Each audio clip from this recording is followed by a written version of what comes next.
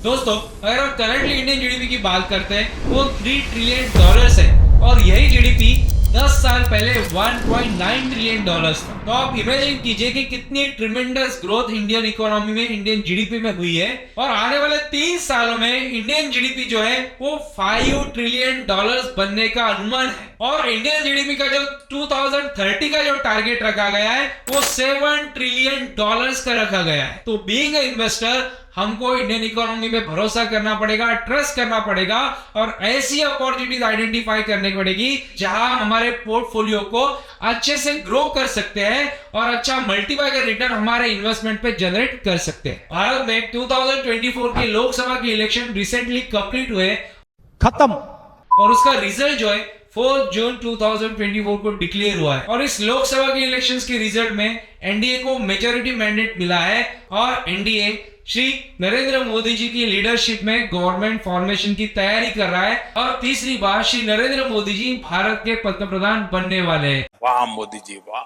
वाह। जितनी एनडीए को अपेक्षा थी उतनी अपेक्षा पूरी नहीं हुई है, लेकिन मेजोरिटी में गवर्नमेंट आई है और स्टॉक मार्केट का भी एनडीए के तरफ से जितना एक्सपेक्टेशन था उतना फुलफिल नहीं हुआ है। इसको चुनाव के साथ जोड़ना नहीं चाहिए। तो 6 जून के पहले आप बाय कर लेना, 4 जून के पहले वो सूट अप करेगा। इसलिए शॉर्ट टर्म में वोलेटिलिटी मार्केट में बनी हुई है और जिस दिन रिजल्ट आए अनएक्सपेक्टेड रिजल्ट थे इसलिए मार्केट क्रैश भी हुआ, लेकिन दूसरे दिन मार्केट थोड़ा संभला है। लेकिन मीडियम टू लॉन्ग टर्म में स्टॉक मार्केट के जो प्रोस्पेक्ट्स है वो काफी अच्छे रहने वाले हैं और इस अपॉर्चुनिटी का बेनिफिट हमको लेना पड़ेगा, उसके बारे में सोचना पड़ेगा। ऐसे काफी सारे सेक्टर्स हैं जो एनडीए के गवर्नमेंट के पीरियड के दरमियान बूम हुए हैं, उन सेक्टर्स में काफी अच्छी ग्रोथ दिखाई दी गई है। तो ऐसे सेक्टर्स को हमको आइडेंटिफाई करना है और उन सेक्टर्स में हमको इन्वेस्टमेंट के बारे में सोचना पड़ेगा और इस वीडियो में मैंने कुछ सेक्टर्स का एनालिसिस किया है कि जिन सेक्टर्स को एनडीए के ये नए रेजिम में बेनिफिट हो सकता है, लेकिन उसके लिए आपको मेरा जो वीडियो है ये अंत तक देखना पड़ेगा। नमस्ते दोस्तों, मेरा नाम डॉक्टर वैभव संजय भालेराव है। रिसेंटली मैंने मेरे इस चैनल की शुरुआत की है ताकि मेरा जो इकोनॉमी, स्टॉक मार्केट और फाइनेंस रिलेटेड नॉलेज है, एक्सपीरियंस है, मैं आप सब इन्वेस्टर के साथ शेयर कर सकूं और आपकी जो फाइनेंशियल जर्नी है उसमें मैं आपकी हेल्प कर सकूं। अभी तक अगर आपने मेरे चैनल को सब्सक्राइब नहीं किया तो जल्दी से इस चैनल को सब्सक्राइब कीजिए और बेल आइकन प्रेस करना मत भूलिए ताकि कोई भी इंपॉर्टेंट इन्फॉर्मेशन, कोई भी इंपॉर्टेंट नोटिफिकेशन आपसे मिस ना हो। इन्वेस्टमेंट पॉइंट ऑफ व्यू से सबसे इंपॉर्टेंट पहला जो सेक्टर है जो अभी ट्रेंडिंग है, बूमिंग है, वो है डिफेंस सेक्टर। और अगर हम रिसेंट जो है गवर्नमेंट की जो डिफेंस रिलेटेड जो पॉलिसीज है उसके ऊपर फोकस करते हैं तो गवर्नमेंट का भी फोकस है कि जो भी डिफेंस रिलेटेड जो इक्विपमेंट्स होते हैं वो इंडिया में ही मैन्युफैक्चर हो और इंडियन कंपनी से ही उसको मैन्युफैक्चर करे।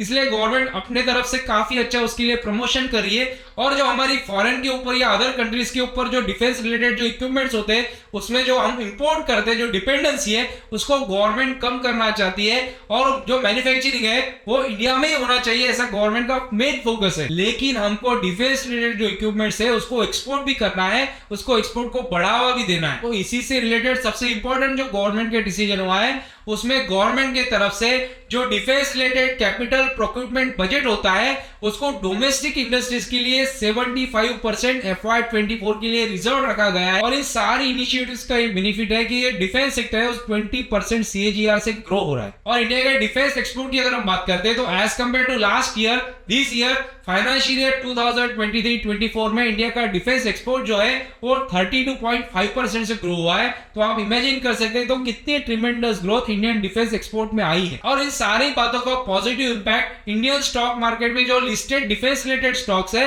उनके ऊपर हमको दिख रहा है और इन सारे जो डिफेंस रिलेटेड स्टॉक्स है उनके प्राइसेस में मीडियम टू शॉर्ट टर्म में काफी अच्छी ग्रोथ आई है। तो बीइंग अ इन्वेस्टर इस सेक्टर में आप इन्वेस्टमेंट के बारे में सोच सकते हो और लॉन्ग टर्म या मिड टर्म अपॉर्चुनिटी यहाँ पे जो बिल्डअप हो रही है उसका बेनिफिट आप ले सकते हो। इन्वेस्टमेंट पॉइंट ऑफ व्यू से बूमिंग और ट्रेंडिंग सेक्टर है वह है इंफ्रास्ट्रक्चर सेक्टर। यहाँ पे गवर्नमेंट का जो मेन विजन है कि 2047 तक इंडिया को डेवलप कंट्री बनाना है और ये विदाउट इंफ्रास्ट्रक्चर डेवलपमेंट पॉसिबल नहीं है। इसलिए आप देख सकते हो कि इंफ्रास्ट्रक्चर सेक्टर में इंडिया में कितनी बड़ी क्रांति आई है, कितनी ज्यादा डेवलपमेंट हुई है। यहाँ पे गवर्नमेंट का जो मेन फोकस है इंडिया में मॉडर्न और सस्टेनेबल इंफ्रास्ट्रक्चर बिल्डअप करना है जो किसी भी डेवलप नेशन की इंफ्रास्ट्रक्चर से मैच करे। इसीलिए गवर्नमेंट जो है इंडिया में एडवांस ट्रांसपोर्टेशन नेटवर्क को बिल्डअप करना चाहती है। इसीलिए गवर्नमेंट मैक्सिमम रोड्स बना रही है, ब्रिजेस बना रही है, एयरपोर्ट बना रही है, रेलवे बना रही है, ताकि गवर्नमेंट का जो इंपॉर्टेंट टारगेट है 8% ग्रोथ का,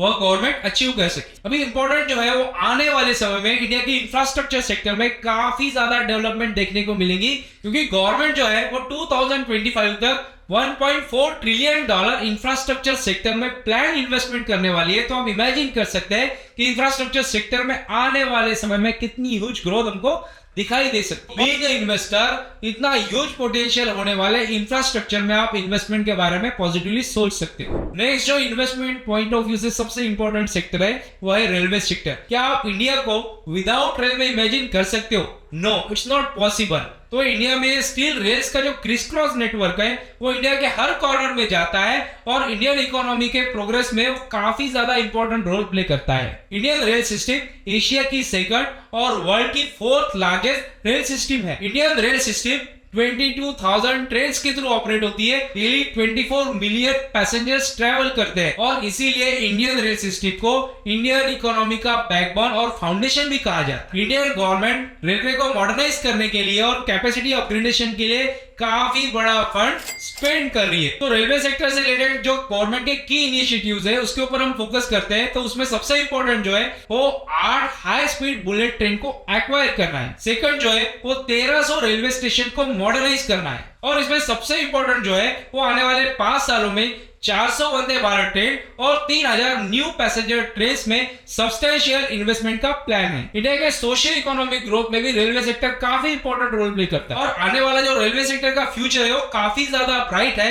और इसी के पॉइंट ऑफ व्यू से बीइंग अ इन्वेस्टर हमको सोचना चाहिए कि आप इंडियन रेलवे सेक्टर में अगर इन्वेस्टमेंट करते हैं, रेलवे से रिलेटेड जो स्टॉक्स है उसमें इन्वेस्टमेंट करते हैं, तो हमको मीडियम टू लॉन्ग टर्म में काफी अच्छा रिटर्न मिल सकता है। उसके बाद इन्वेस्टमेंट पॉइंट ऑफ व्यू से जो इंपॉर्टेंट सेक्टर है वो है banking and financial sector. Banking and financial sector को स्टॉक मार्केट में कोर सेक्टर भी कहा जाता है। और इन्वेस्टमेंट पॉइंट ऑफ व्यू से अगर हम बात करते हैं तो इंडियन स्टॉक मार्केट में मैक्सिमम जितने भी एफआईआईज है और डीआईआईज है उनका मैक्सिमम इन्वेस्टमेंट अलोकेशन जो होता है वो बैंकिंग एंड फाइनेंशियल सेक्टर में होता है। अगर हम म्यूचुअल फंड की भी बात करते हैं तो मैक्सिमम म्यूचुअल फंड जो है उनका मैक्सिमम इन्वेस्टमेंट का जो एलोकेशन होता है वो बैंकिंग एंड फाइनेंशियल सेक्टर में होता है। और बैंकिंग एंड फाइनेंशियल सेक्टर को इंडियन इकोनॉमी का बैकबोन भी कहा जाता है, क्योंकि इंडियन इकोनॉमी में बैंकिंग एंड फाइनेंशियल सेक्टर के through credit and financial services available की जाती है और इन सारी फैसिलिटीज की वजह से एंटरप्रेन्योरशिप डेवलपमेंट को सपोर्ट मिलता है।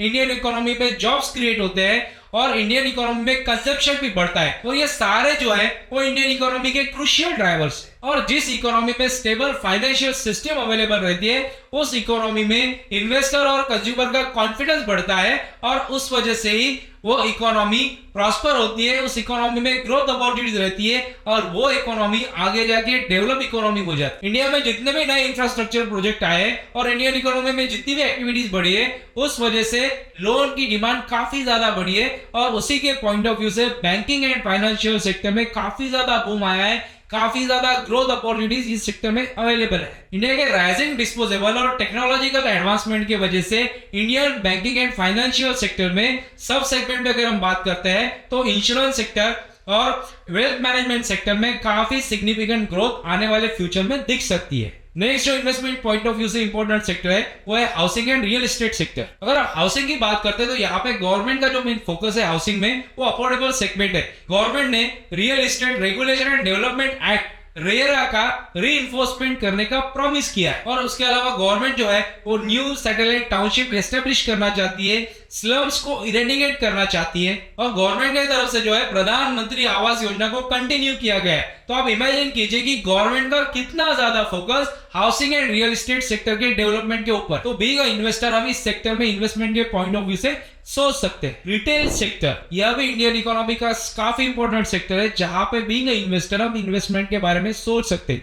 यहाँ पे मेन अगर हम फोकस करेंगे तो इंडियन इकोनॉमी की बात करते हैं तो इंडिया में कंज्यूमर के तरफ से स्पेंडिंग बढ़ रही है और कंज्यूमर स्पेंडिंग जो बढ़ रही है उसका मेन रीजन जो है इंडिया का राइजिंग डिस्पोजेबल इनकम है और इसी वजह से इंडिया का जो रिटेल सेक्टर है वो इंडिया में 2 टियर 3 टियर और 4 टियर सिटीज में कंटिन्यूअसली ग्रो हो रहा है और इंडियन रिटेल सेक्टर के ग्रोथ की वजह से इंडियन इकोनॉमी भी काफी अच्छे से ग्रो हो रही है। तो आप यहाँ पे इन्वेस्टमेंट के बारे में सोच सकते हो। पावर सेक्टर ये किसी भी इकोनॉमी का सबसे इंपॉर्टेंट सेक्टर होता है, क्योंकि जैसे जैसे इकोनॉमी ग्रो होती है उसमें सबसे इंपॉर्टेंट जो रोल रहता है वो पावर सेक्टर का रहता है। अगर हम इंडिया की बात करते हैं तो इंडियन कंपनी जो है वो अलग अलग सोर्सेज का यूज करके पावर जनरेट करती है। इसमें सबसे इंपॉर्टेंट जो है वो कोल है, सेकंड जो है वो हाइड्रो इलेक्ट्रिक है, और थर्ड जो है वो रिन्यूएबल एनर्जी है, जो रिसेंटली काफी ज्यादा ट्रेंडिंग और बूमिंग है। और जैसे जैसे इंडियन इकोनॉमी ग्रो हो रही है और इंडियन पॉपुलेशन बढ़ रही है, वैसे वैसे इंडिया में पावर की भी डिमांड बढ़ रही है, और आने वाले फ्यूचर में भी ये डिमांड रहने वाली है। पावर और एनर्जी से रिलेटेड जो डिमांड है वो फुलफिल करने का काम जो है वो कंपनीज करती है। तो ऐसे कंपनीज के स्टॉक में अगर हम इन्वेस्टमेंट करते हैं तो हमको अच्छा रिटर्न इन पावर सेक्टर की जो कंपनीज है उनके इन्वेस्टमेंट से मीडियम टू लॉन्ग टर्म में मिल सकता है। रिन्यूएबल एनर्जी सेक्टर ये इंडिया में नहीं ग्लोबली भी काफी ज्यादा करंटली बूमिंग और ट्रेंडिंग सेक्टर है, और इस सेक्टर में इन्वेस्टमेंट की काफी ज्यादा अपॉर्चुनिटीज अवेलेबल है। अगर हम बात करते हैं इंडियन गवर्नमेंट की, तो इंडियन गवर्नमेंट ने रिन्यूएबल एनर्जी सेक्टर से रिलेटेड काफी ज्यादा एम्बिशियस प्लान डिक्लेयर किए है, और गवर्नमेंट का इन सेक्टर्स में काफी ज्यादा इन्वेस्टमेंट चल रहा है। और गवर्नमेंट जो है वो रिन्यूएबल एनर्जी सेक्टर के डेवलपमेंट के लिए फेवरेबल पॉलिसीज बना रही है, बजट का अलोकेशन कर रही है। वो इन सारे डिसीजंस का बेनिफिट जो है वो रिन्यूएबल एनर्जी सेक्टर में जो कंपनीज काम करती है उनको होने वाला है। इंडियन रिन्यूएबल एनर्जी सेक्टर में $240 बिलियन का इन्वेस्टमेंट पोटेंशियल है। तो आने वाले समय में रिन्यूएबल एनर्जी सेक्टर में जितने भी इनोवेशंस होने वाले हैं, मैन्युफैक्चरिंग होने वाली है, उसमें इंडिया जो है वो ग्लोबल लीडरशिप अचीव कर सकती है, और इसी के थ्रू इंडिया का सस्टेनेबल एनर्जी फ्यूचर सिक्योर हो सकता है। ऑटोमोबाइल सेक्टर यह भी इकोनॉमी का इंपॉर्टेंट सेक्टर होता है। अगर हम इंडिया की बात करते हैं तो इंडिया में ऑटोमोबाइल सेक्टर में काफी ज्यादा डेवलपमेंट हुई है, काफी ज्यादा ग्रोथ हुई है। इंडिया में ऑटोमोबाइल इंडस्ट्री में सिर्फ डोमेस्टिक कंपनी ही प्रोडक्शन नहीं करती, मैन्युफैक्चरिंग नहीं करती, उसके अलावा मल्टीनेशनल कंपनीज भी इंडियन ऑटोमोबाइल इंडस्ट्री का पार्ट है। यहाँ पे उनकी मैन्युफैक्चरिंग और प्रोडक्शन चलती है। अगर हम इंडिया की बात करते हैं तो इंडिया में 2 व्हीलर, 3 व्हीलर और 4 व्हीलर प्रोडक्शन और मैन्युफैक्चरिंग का काम कंपनीज करती है, और आने वाले फ्यूचर में इंडिया जो है वो ग्लोबल ऑटोमोबाइल हब बन सकता है। तो इस सेक्टर में इन्वेस्टमेंट पॉइंट ऑफ व्यू से आप सोच सकते हो, और जैसे जैसे हमारी इकोनॉमी ग्रो होगी वैसे वैसे ऑटोमोबाइल सेक्टर में और ज्यादा बूम होगी, और ज्यादा ऑटोमोबाइल सेक्टर की डिमांड बढ़ेगी। और जो थीम मार्केट पे बहुत ज्यादा चल रही है EV related sector, EV related stocks, electrical car बनाने वाली एलन मस्क की टेस्ला कंपनी के शेयर्स ने भी मीडियम टू लॉन्ग टर्म में मल्टीपल का रिटर्न दिया है। तो ऐसे स्टॉक्स इंडियन स्टॉक मार्केट में भी है, क्योंकि इंडिया में भी इलेक्ट्रिकल व्हीकल से रिलेटेड ट्रेंड बढ़ रहा है। गवर्नमेंट चाहती है कि ऑटोमोबाइल सेक्टर में जितनी भी कंपनीज काम करती है वो ऑटोमोबाइल सेक्टर से अपना मैन्युफैक्चरिंग जो है वो इलेक्ट्रिकल व्हीकल सेगमेंट में शिफ्ट करे। उसके लिए गवर्नमेंट जो है वो फंडिंग भी प्रोवाइड कर रही है, और गवर्नमेंट की पॉलिसीज भी है उसके लिए फेवरेबल बनी हुई है। तो अगर आप इन्वेस्टमेंट पॉइंट ऑफ व्यू से ईवी रिलेटेड जो स्टॉक्स है उसके बारे में सोचते हो तो मीडियम टू लॉन्ग टर्म में आपको अच्छा रिटर्न मिल सकता है। नेक्स्ट जो इंपॉर्टेंट सेक्टर है वो है मैन्युफैक्चरिंग सेक्टर, और इंडियन गवर्नमेंट का मेन फोकस है मैन्युफैक्चरिंग सेक्टर को बढ़ावा देने का, क्योंकि किसी भी इकोनॉमी को अगर ग्रो होना है तो उसमें मैन्युफैक्चरिंग सेक्टर काफी वाइटल रोल प्ले करता है, क्योंकि जितनी भी मैन्युफैक्चरिंग कंपनीज है वो जॉब क्रिएशन का काम करती है, और गवर्नमेंट की तरफ से मैन्युफैक्चरिंग सेक्टर को बढ़ावा देने के लिए काफी अच्छे पॉलिसी स्टिमुलेशन दिए जाते हैं, ताकि इस सेक्टर में काम करने वाली जितनी भी कंपनीज हो उनको बढ़ावा मिल सके, उनके लिए ग्रोथ और अपॉर्चुनिटीज अवेलेबल हो। तो मैन्युफैक्चरिंग से रिलेटेड जितनी भी कंपनीज है उन कंपनीज में अगर हम इन्वेस्टमेंट करते हैं तो मीडियम टू शॉर्ट टर्म में हमको अच्छा रिटर्न मिल सकता है। PSU स्टॉक्स यानी पब्लिक सेक्टर अंडरटेकिंग वाले स्टॉक्स, इंडियन स्टॉक मार्केट में 2024 जो है वो PSU स्टॉक्स का बोलबाला रहा है। PSU स्टॉक्स जो होते हैं उनको स्टेबल स्टॉक माना जाता है, क्योंकि इसमें मैक्सिमम ओनरशिप जो होती है गवर्नमेंट की होती है। ये सारे स्टॉक जो होते हैं गवर्नमेंट बैक स्टॉक रहते हैं, तो इस वजह से इन स्टॉक्स पे इन्वेस्टमेंट के लिए इसको पॉजिटिव फैक्टर कंसीडर किया जाता है। और रिसेंटली अगर हम बात करेंगे तो इंडियन गवर्नमेंट ने PSU स्टॉक्स के लिए डिविडेंड पॉलिसी को मैंडेटेड किया है, लेकिन इसका मतलब ये नहीं है कि इन्वेस्टर ने हर PSU स्टॉक में इन्वेस्टमेंट करना चाहिए। इन्वेस्टर ने यहाँ पे एक प्रॉपर एनालिसिस करना चाहिए, और हाई क्वालिटी वाले जो PSU स्टॉक्स है वो स्टॉक्स को इन्वेस्टमेंट के लिए प्रीफर करना चाहिए। टूरिज्म और हॉस्पिटैलिटी यह भी इंडियन इकोनॉमी का काफी इंपॉर्टेंट सेक्टर है, और इन्वेस्टमेंट पॉइंट ऑफ व्यू से अगर हम सोचते हैं तो यहाँ पे हमको long term investment opportunities available है, क्योंकि जैसे जैसे इंडियन इकोनॉमी ग्रो हो रही है वैसे वैसे इंडिया में टूरिज्म और हॉस्पिटैलिटी की डिमांड भी बढ़ रही है, और इन्वेस्टमेंट पॉइंट ऑफ व्यू से काफी प्रॉमिसिंग सेक्टर लगता है। और इंडिया भी ग्लोबली उन टॉप नेशंस में आता है जहां पे फॉरेन टूरिस्ट टूरिज्म के लिए प्रीफर करते हैं, क्योंकि इंडिया के जितने इंपॉर्टेंट फीचर्स है जिसमें जियोग्राफिकल डाइवर्सिफिकेशन है और जो रेंज ऑफ सिविलाइजेशन है, जहां पे हर सिविलाइजेशन में यूनिक एक्सपीरियंस अवेलेबल है, वो फॉरेन टूरिस्ट को अट्रैक्ट करते हैं। Travel and tourism and hospitality sector ने इंडियन जीडीपी में $170 बिलियन का कंट्रीब्यूशन दिया है। और सबसे इंपॉर्टेंट जो यहाँ पे मेन है, फॉरेन डायरेक्ट इन्वेस्टमेंट, उसको भी गवर्नमेंट की तरफ से बढ़ावा मिल रहा है। तो ये सारे जो फैक्टर है वो इस सेक्टर को और ज्यादा अपॉर्चुनिटीज बनाते हैं। और इस सेक्टर में जितनी कंपनीज है, उन कंपनीज का अगर आप प्रॉपर एनालिसिस करते हो और प्रॉपर एनालिसिस के साथ अगर इस सेक्टर में इन्वेस्टमेंट करते हो, तो मीडियम टू लॉन्ग टर्म में आपको मल्टीप्लाई का रिटर्न मिल सकता है। हेल्थ केयर ये किसी भी इकोनॉमी का एक इंपॉर्टेंट सेक्टर होता है। अगर हम इंडिया की बात करते हैं तो हेल्थ केयर ये काफी डिमांडिंग सेक्टर है। जैसे कोविड का जो ग्लोबल क्राइसिस आया था, उस वजह से हेल्थ केयर की डिमांड काफी ज्यादा बढ़ गई है और लोग भी जो है हेल्थ केयर से रिलेटेड काफी ज्यादा कॉशियस हो गए। अगर हम बात करते हैं इंडिया की, तो हेल्थ केयर सेक्टर की डिमांड है कंटिन्यूअस बढ़ रही है। इंडिया में नहीं, ग्लोबली भी ये डिमांड बढ़ रही है और गवर्नमेंट भी इस सेक्टर से रिलेटेड काफी ज्यादा फेवरेबल पॉलिसीज ला रही है। अगर हम बात करते हैं कुछ नए प्रोग्राम्स की, जैसे मोदी केयर है और उसके बाद मोहल्ला क्लिनिक है, तो इसके थ्रू गवर्नमेंट इस सेक्टर पे काफी ज्यादा इन्वेस्टमेंट कर रही है। और आने वाले फ्यूचर में भी गवर्नमेंट के लिए ये जो इंपॉर्टेंट सेक्टर है वो काफी ज्यादा टारगेटेड सेक्टर हो सकता है, क्योंकि गवर्नमेंट चाहती है कि health care facilities common man को मिले। तो इन्वेस्टमेंट पॉइंट ऑफ व्यू से भी इन्वेस्टर को इस सेक्टर के बारे में सोचना चाहिए। केमिकल सेक्टर यह भी इंडियन इकोनॉमी का काफी इंपॉर्टेंट सेक्टर है, क्योंकि जितनी भी मैन्युफैक्चरिंग प्रोसेस होती है वहां पे केमिकल्स की जरूरत होती है। तो यहाँ पे सबसे इंपॉर्टेंट जो है वो चाइना +1 स्ट्रेटेजी का है, क्योंकि इंडियन कंपनीज को इसका बेनिफिट मिलने वाला है, ग्लोबली भी इसका बेनिफिट आपको मिलने वाला है। क्योंकि बाकी जो कंट्रीज है वो चाइना के जो प्रोडक्ट्स है, जैसे केमिकल प्रोडक्ट्स है, उनको अवॉइड कर रही है। इंडियन गवर्नमेंट का भी ये टारगेट है कि चाइना से जो भी हम इंपोर्ट करते हैं उसको हमको कम करना है और उन सारे केमिकल्स का प्रोडक्शन हमको इंडिया में करना है, ताकि इंडियन केमिकल इंडस्ट्री को बूम मिले, बूस्ट मिले। और पास्ट की अगर हम बात करें तो केमिकल सेक्टर ने अच्छा मल्टीप्लायर रिटर्न दिया है। थोड़ा अगर हम पेशेंस रखेंगे और अच्छी कंपनीज अगर फाइंड आउट करें, तो उन सारी कंपनीज में इन्वेस्टमेंट का बेनिफिट हमको लॉन्ग टर्म में हो सकता है। सेमीकंडक्टर्स, करंटली अगर हम सेमीकंडक्टर्स की बात करते हैं तो इंडिया में ही नहीं, ग्लोबली भी सेमीकंडक्टर्स की काफी ज्यादा डिमांड बढ़ी है। तो ऐसी कंपनी जो सेमीकंडक्टर्स मैन्युफैक्चरिंग का काम करती है, प्रोडक्शन का काम करती है,